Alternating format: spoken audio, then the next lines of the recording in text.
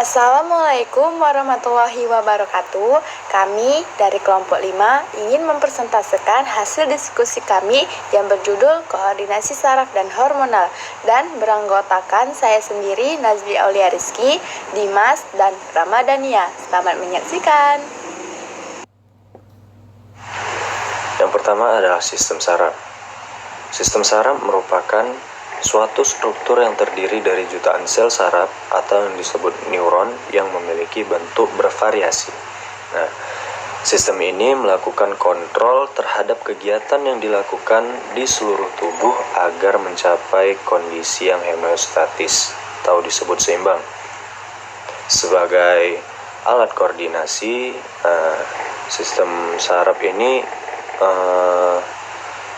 dia akan mengetahui kejadian dan perubahan di sekitarnya, mengendalikan tanggapan atau reaksi terhadap keadaan sekitar, serta mengendalikan kerja alat-alat tubuh. Itu juga termasuk dari fungsi saraf.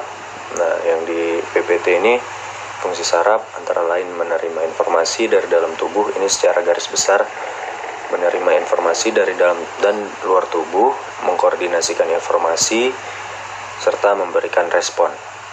Nah, sistem saraf ini bersama-sama dengan sistem hormon berfungsi untuk memelihara fungsi tubuh. Nah, kemudian saya akan menjelaskan tentang sistem saraf. Kalian bisa lihat gambarnya ada di PPT di slide ketiga. Nah, di situ yang pertama ada dendrit. Dendrit itu bagian luar yang bentuknya seperti akar. Itu disebut dengan dendrit yang gunanya untuk menerima rangsangan.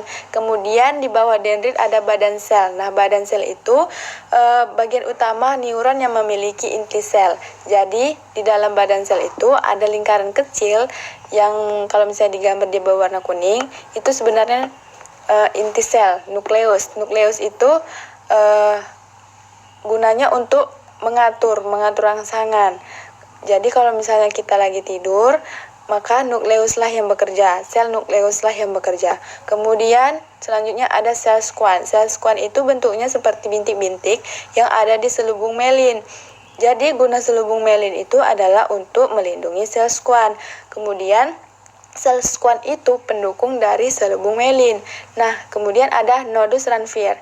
Nodus Ranvier itu bentuknya seperti bulat-bulat. Dia yang ada di samping selubung melin, seperti penghubung antara selubung melin satu dengan selubung melin yang lainnya. Nah, itu gunanya untuk mempercepat jalannya rangsangan. Kemudian ada namanya sinapsis. Sinapsis itu yang paling ujung juga, yang bentuknya seperti akar. Itu juga namanya sinapsis. Sinapsis itu penghubung antar saraf. Jadi kalau misalnya kita umpamakan nih, dendrit itu adalah kepala, selubung melin itu adalah ekor, maka sinapsisnya itu adalah penghubung antar mereka gitu. Jadi saraf itu kan bercabang-cabang gitu ya. Jadi dendrit selubung melin, dendrit selubung melin, dendrit selubung melin. Nah, sinapsis itulah penghubung antara mereka gitu. Kemudian akson. Akson itu sebenarnya ada di dekat badan sel. Sedangkan akson itu penjaluran badan sel yang berfungsi untuk mengirimkan sinyal atau impuls. Kemudian, sistem saraf itu terbagi menjadi dua bagian, yaitu saraf pusat dan sistem saraf tepi. Sistem saraf pusat terbagi menjadi dua lagi, yaitu sistem saraf yang berpusat pada otak dan sistem saraf yang berpusat pada sumsum tulang belakang. Kemudian ada sistem saraf. Tadi kan ada sistem saraf itu terbagi menjadi dua ya, ada otak, ada sumsum tulang belakang. Jadi pusat segalanya atau pusat koordinasi itu terletak di otak, terletak ada di kepala. Makanya misalnya kalau misalnya kita naik motor gitu, kenapa kepala kita harus pakai helm, kenapa nggak kaki aja gitu ya kan. Jadi karena segala pusat itu ada di otak, ada di kepala gitu ya kan. Kalau misalnya kamu jatuh, kepala kamu retak, maka kamu akan mengalami gangguan hingga segala sistem koordinasi di tubuh kamu akan mengalami gangguan gitu. Makanya kamu harus pakai helm kalau misalnya kamu lagi naik motor. Otak itu harus dilindungi gitu ya kan. Kemudian otak itu ada namanya selaput. Selaput itu yang dinamakan dengan meninges. Nah, meninges ini terbagi menjadi 3, ya kan? terbagi menjadi 3. Ada durameter, itu yang dia dari luar. Kita menghafalnya dari luar ya, dari selaput luar ke dalam. Kalau misalnya selaput luar itu disebut dengan durameter, terus ada arachnoid, terus ada piameter yang selaput paling dalam. Itulah itulah pelindung otak gitu, selaput pelindung otak. Jadi kalau misalnya ada orang yang mengalami penyakit meningitis, berarti sedang mengalami penyakit radang meninges. Nah, kemudian macam-macam otak itu ada otak besar, otak kecil, otak tengah, otak depan gitu ya kan. Kemudian kita lanjut dengan jembatan Farol. Nah, jembatan Farol itu kan otak itu terbagi menjadi 2 ya, ada otak kanan dan ada otak kiri. Supaya mereka nggak diem-dieman ya kan, makanya ada jembatan Farol tadi yang gunanya untuk penghubung antar otak kanan dengan otak kiri. Kemudian kita lanjut dengan sumsum lanjutan. Nah, sumsum lanjutan ini erat kaitannya dengan denyut jantung dan kecepatan bernafas. Kemudian ada sumsum tulang belakang. Nah, sumsum tulang belakang ini dia berpusat dengan gerakan refleks atau gerakan tidak sadar. Nah, kalau di slide sebelumnya tadi kita menjelaskan sistem saraf yang berpusat pada otak, kemudian di slide selanjutnya saya akan menjelaskan tentang sumsum tulang belakang, sistem saraf sumsum tulang belakang. Nah, bisa dilihat di gambarnya pada slide 6 di PPT. Nah, sumsum tulang belakang itu ada namanya saraf spinal yang pertama ya, yang di ujung itu. Kemudian ada bagian dalam yang ada warna ungu. Kemudian ada bagian tepi. Bagian tepi itu setelah bagian dalam, bagian pinggirannya gitu ya kan.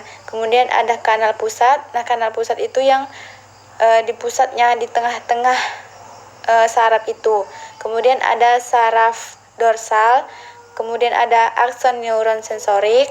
Kemudian ada badan sel neuron sensorik, kemudian ada akson neuron motorik, terus ada sayap ventral, terus kemudian ada badan sel neuron motorik. Nah, sayatan melintang, nah ini disebut dengan sayatan melintang sumsum tulang belakang. Saraf tepi. Saraf tepi merupakan lanjutan dari neuron yang bertugas membawa impuls dari dan menuju sistem saraf pusat. Berdasarkan impuls yang dibawanya, saraf tepi terbagi menjadi 2, yaitu sistem somatik dan otonom, yang mana eferen somatik dipengaruhi oleh kesadaran yang mengatur fungsi-fungsi seperti kontraksi otot untuk memindahkan suatu benda.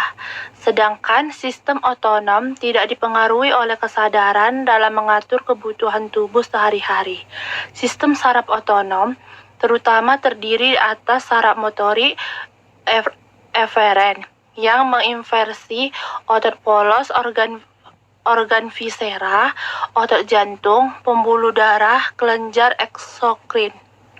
Sedangkan berdasarkan asalnya, saraf tepi terbagi menjadi 2, yaitu sistem saraf kepala dan sistem saraf tulang belakang, yang mana sistem saraf kepala terdiri dari 12 pasang, dan sistem saraf tulang belakang terdiri dari 12 pasang saraf punggung, 5 pasang saraf pinggul, 4 pasang saraf pinggul, dan 1 pasang saraf ekor. Nah, inilah yang disebut dengan sistem saraf tulang belakang atau spinal. Berdasarkan fungsinya, sel saraf dibagi menjadi 3 kelompok. Yang pertama, sel saraf sensoris, dan yang kedua, sel saraf motorik, dan yang ketiga adalah saraf intermediate atau asosiasi. Yang pertama, sel saraf sensori. Sel saraf sensori fungsinya adalah mengantarkan impuls dari reseptor ke sistem saraf pusat, yaitu otak dan sumsum tulang belakang. Ujung akson dari saraf sensori sensorik berhubungan dengan saraf asosiasi. Dan yang kedua, sel saraf motorik. Fungsi sel saraf motorik adalah mengirim impuls dari sistem saraf pusat dari sistem saraf pusat ke otot atau kelenjar yang hasilnya berupa tanggapan tubuh terhadap rangsangan. Badan sel saraf motorik berada di sistem saraf pusat. Dendritnya sangat pendek, berhubungan dengan akson saraf asosiasi, sedangkan aksonnya dapat sangat panjang. Sel saraf penghubung. Sel saraf penghubung disebut juga dengan sel saraf asosiasi. Sel saraf ini dapat ditemukan di dalam sistem saraf pusat dan berfungsi menghubungkan sel saraf motorik dengan sel saraf sensori atau berhubungan dengan sel saraf lainnya yang ada di dalam sistem saraf pusat. Sel saraf penghubung menerima impuls dari reseptor sensori atau sel saraf asosiasi lainnya. Kelompok serabut saraf, akson dan dendrit bergabung dalam satu selubung dan membentuk urat saraf. Sedangkan badan sel berkumpul membentuk ganglion atau simpul saraf.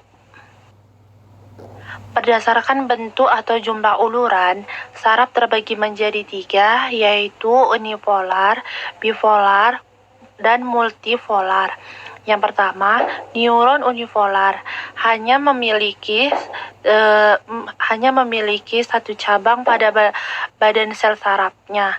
Selanjutnya, cabang akan terbelah 2 atau menjadi satu cabang menuju perifer dan cabang lainnya menuju neuron eksoni saraf spinal, sehingga bentuk neuron unipolar akan menyerupai huruf T. Satu sebagai dendrit, sementara yang lain sebagai akson. Neuron unipolar pada umumnya merupakan neuron seksonik yang berfungsi untuk membawa sinyal dari bagian tubuh atau sistem saraf perifer menuju ke sistem saraf pusat. Dan yang kedua yaitu neuron bipolar. Neuron bipolar mempunyai 2 cabang pada badan sel sarafnya di sisi yang paling berlawanan. Neuron bipolar satu berperan sebagai dendrit, sementara yang lainnya berperan sebagai akson. Neuron ini, sel saraf neuron bipolar ini mempunyai bentuk yang agak lonjong atau elip. Neuron bipolar pada umumnya merupakan neuron intermediatik yang berfungsi untuk menghubungkan berbagai neuron ke dalam otak dan spinal cord. Dan yang ketiga, neuron multipolar. Neuron multipolar adalah jenis sel saraf yang paling umum dan yang paling banyak ditemui.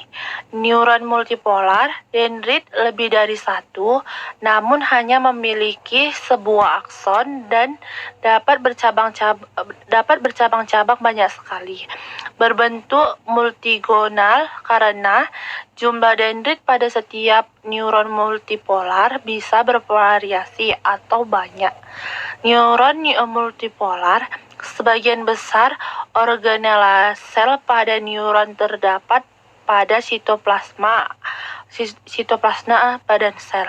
Pada umumnya berfungsi sebagai motoneuron, yaitu membawa sinyal atau isyarat dari sistem saraf pusat menuju ke bagian lain dari tubuh, seperti otot, kulit, ataupun kelenjar.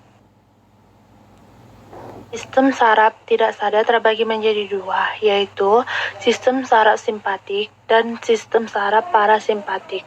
Sistem saraf parasimpatik merupakan saraf yang berpangkal pada modula atau sumsum lanjutan dan pada daerah makrum dari madula spinal. Sistem saraf parasimpatik dapat dinamakan dengan saraf kraniosakral. Dikatakan saraf kraniosakral karena saraf ganglion keluar dari daerah otak dan juga daerah sakral. Untuk fungsi utama saraf parasimpatik ialah umumnya memperlambat kerja organ tubuh. Susunan saraf simpatik umumnya tersebar secara menyeluruh yang berupa jaringan-jaringan yang saling terhubung dengan ganglion.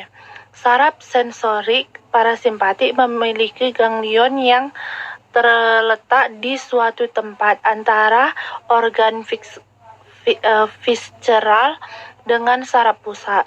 Sedangkan saraf motorik simpatik ialah dengan membentuk rantai saraf seperti pada motorik, saraf simpatik dan ganglionnya berbentuk dari saraf satu dan saraf yang kedua. Terletak berdekatan dengan organ visceral dari yang disarafinya. Fungsi saraf parasimpatik yaitu memiliki fungsi yang berlawanan dengan saraf simpatik. Para saraf simpatik ini fungsinya yang pertama menghambat detak jantung, memperkecil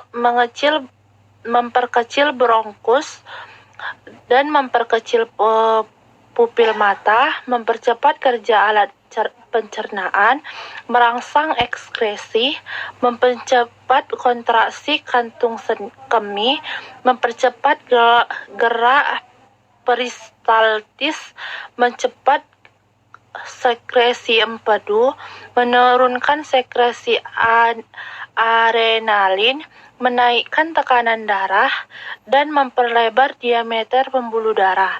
Dan yang kedua adalah saraf simpatik, yang mana saraf simpatik adalah saraf yang berpangkal pada sumsum tulang belakang di daerah dada dan juga pinggang. Saraf simpatik adalah bagian dari sistem saraf otonom yang cenderung bertindak berlawanan terhadap sistem saraf parasimpatik. Pada umumnya berfungsi untuk memacu dan mempercepat kerja organ-organ tubuh manusia. Contohnya, mempercepat detak jantung dan menyebabkan kontraksi pembuluh darah. Sistem saraf ini mempunyai fungsi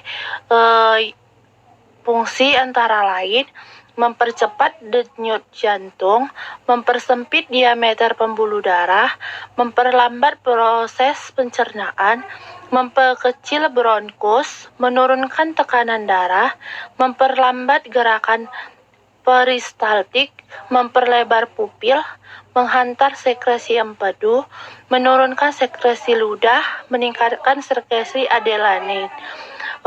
Perbedaan dari saraf simpatik dengan saraf perbedaan saraf simpatik dan parasimpatik yaitu terletak di sepanjang terletak pada posisi ganglionnya. Saraf simpatik mempunyai ganglion yang terletak di sepanjang tulang belakang yang menempel pada sumsum tulang belakang, sehingga mempunyai urat praganglion pendek. Sedangkan saraf parasimpatik mempunyai urat praganglion yang panjang karena ganglion menempel pada organ yang dibantu.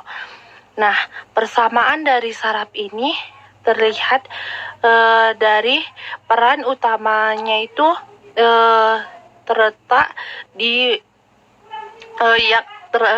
peran utamanya itu berfungsi untuk mengatur tubuh bagian internal. Cara kerja sel saraf sebagai contoh kita ambil yaitu rangsangan yang diterima oleh alat indera melalui reseptor akan diteruskan oleh sel saraf dalam bentuk impuls yang merupakan tegangan listrik. Kemudian, impuls yang diterima oleh sel saraf reseptor diteruskan ke sel saraf sensorik melalui sinapsis untuk kemudian diantarkan ke otak yang dalam perjalanannya melalui sel-sel saraf konektor. Kemudian, informasi yang disampaikan di otak diolah, diinterpretasi kemudian memberi jawaban terhadap informasi yang diterima. Dalam memberi informasi yang diterima, aliran informasi itu dibawa ke otak, ke sel-sel saraf motorik. Kemudian terjadilah respon berupa gerakan.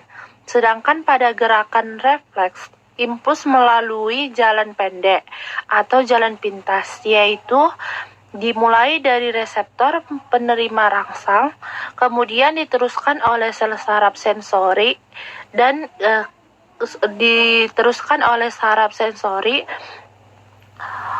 ke pusat saraf, diterima oleh sel saraf penghubung atau asosiasi tanpa diolah ke dalam otak, langsung dikirim tanggapan ke saraf motorik untuk disampaikan ke efektor, yaitu otot atau kelenjar. Jalan pintas ini disebut lengkung refleks.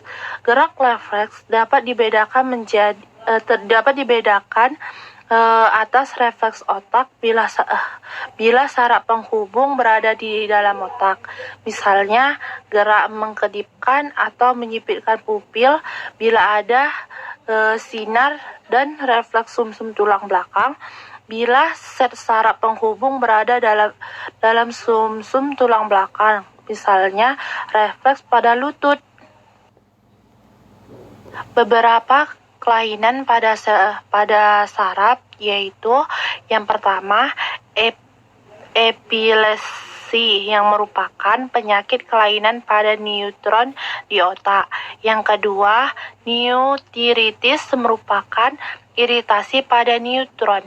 Dan yang ketiga, Alzheimer yang merupakan penyakit yang sering menyerang manusia yang berusia lebih dari 65 tahun. Yang keempat, stroke, kerusakan otak yang terjadi akibat tersumbatnya atau pecahnya pembuluh darah dalam otak. Dan yang kelima, Parkinson yang disebabkan karena berkurangnya neurotransmitter dopamin pada dasar ganglion. Kemudian hormon merupakan zat kimia berbentuk senyawa organik yang dihasilkan oleh senyawa organik. Hormon mengatur berbagai aktivitas dalam tubuh seperti hemostatis. Hemostatis merupakan pengaturan secara otomatis dalam tubuh agar kelangsungan hidup tetap dapat dipertahankan. Selain itu, hormon juga mengatur metabolisme, reproduksi, pertumbuhan, dan perkembangan. Hormon dihasilkan oleh kelenjar endokrin atau disebut juga kelenjar buntu karena hormon tidak dialirkan melalui saluran namun langsung masuk ke dalam pembuluh darah. Nah, hormon diproduksi dan disekresikan ke dalam darah oleh sel kelenjar endokrin dalam jumlah sedikit. Diangkut ke sel atau jaringan tujuan oleh darah, mengadakan interaksi dengan reseptor khusus yang berada di sel target, memiliki pengaruh mengaktifkan enzim khusus, dapat mempengaruhi beberapa sel target yang berlainan. Hormon juga bekerja atas perintah dari saraf, jadi hormon dan saraf ini berhubungan. Sistem yang mengatur kerjasama antara sistem saraf dan sistem hormon terletak di daerah hipotalamus, atau juga disebut dengan kendali saraf endokrin. Karena hormon mempengaruhi kerja organ yang sifatnya spesifik, maka kelainan yang timbul akan mudah ditelusuri. Pengaruh kerja hormon tidak secepat pengaruh saraf.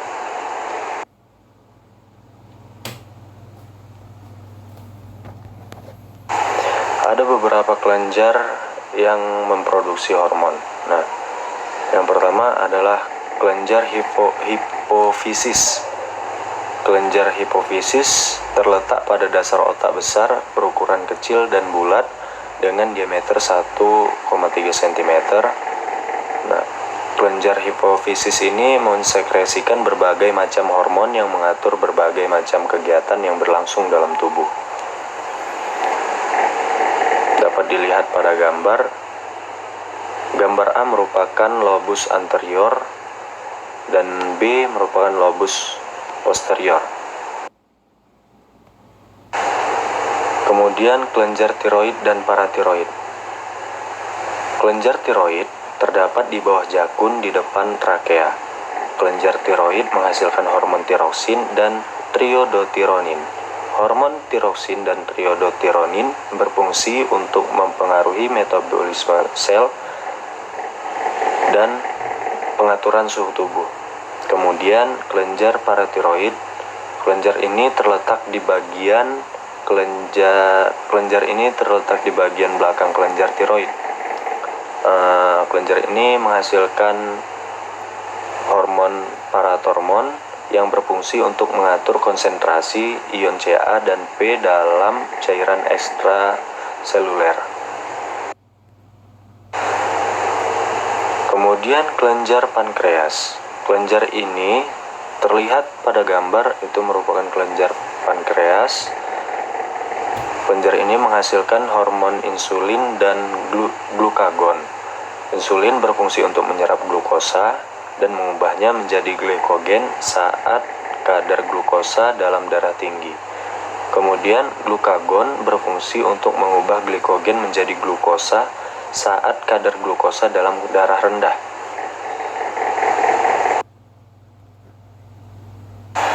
Kemudian yang selanjutnya adalah kelenjar kelamin. Kelenjar kelamin ini terbagi menjadi ovarium dan testis. Ovarium ada pada wanita dan testis ada pada pria. Ovarium menghasilkan hormon estrogen dan progesteron, dan testis menghasilkan hormon testosteron. Kemudian ada kelenjar plasenta, merupakan jaringan yang menghubungkan ibu dengan bayi di dalam rahim. Nah, kelenjar plasenta ini menghasilkan hormon gonadotropin-chorion, estrogen, progesteron, dan somatotropin. Lalu ada juga kelenjar adrenal, terletak di atas ginjal, terbagi atas dua bagian yaitu korteks dan medula. Demikian penjelasan dari kami, kelompok 5. Apabila ada kesalahan, kami memohon maaf. Kepada Allah kami meminta ampun.